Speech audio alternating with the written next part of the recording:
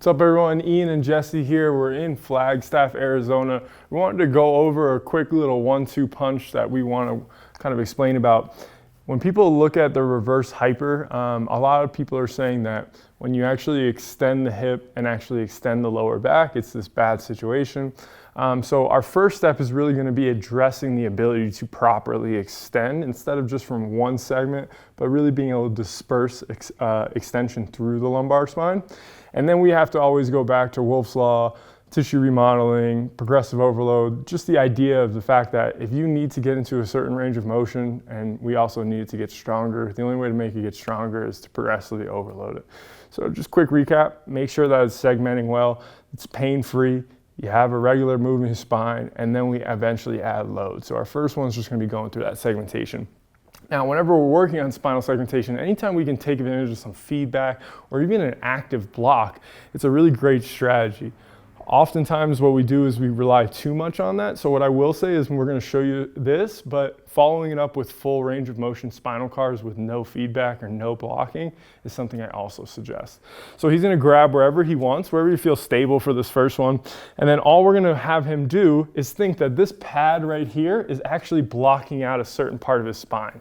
I can take the other side and really block that out. Now what I want you to do is tuck your butt under you and flex as much as we possibly can. So now the movement's going to come from below there. So what I'm going to ask him to do now is try to extend from just the bottom. Nice, dude, good.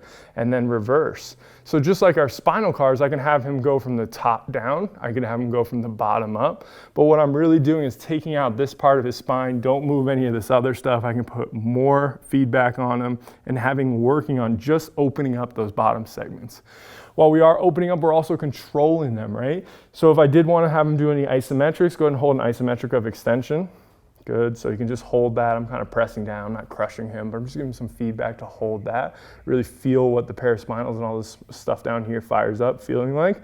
Now go into flexion. So now I'm pushing on him here, and he's pulling that all the way back in here. There's a million different ways to do this. If you haven't, Andrea Spina has some really good stuff on this. My guy Brian Fox, I've seen some really good stuff, definitely inspired by them. Now what we're gonna do is we're gonna think about, once I have that control there, I definitely want to integrate the hip.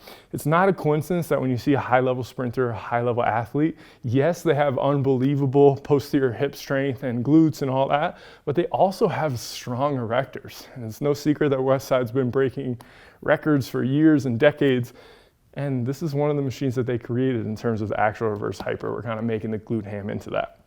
So he's going to hold on, really irradiate, get some good tension through here.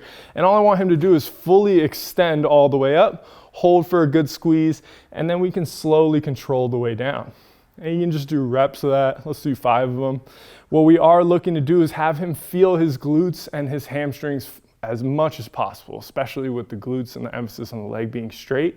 Again, there's no pinching sensation, there's no pain here, and the movement should be dispersed throughout. So we really want to be able to strengthen the glutes from that angle and really get after it. Again, as long as you're not feeling any pinching, any pain in the low back, if you did, that would not be an exercise for you. So keep that in mind.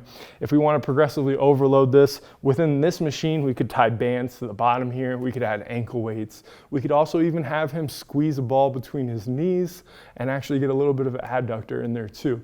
So there's a lot of different ways to progressively overload this, but what we wanted to show you was just that first way, quick review, own your spine, segment your spine, load your spine, and then it's going to be able to prepare itself for life, training, sports so much better.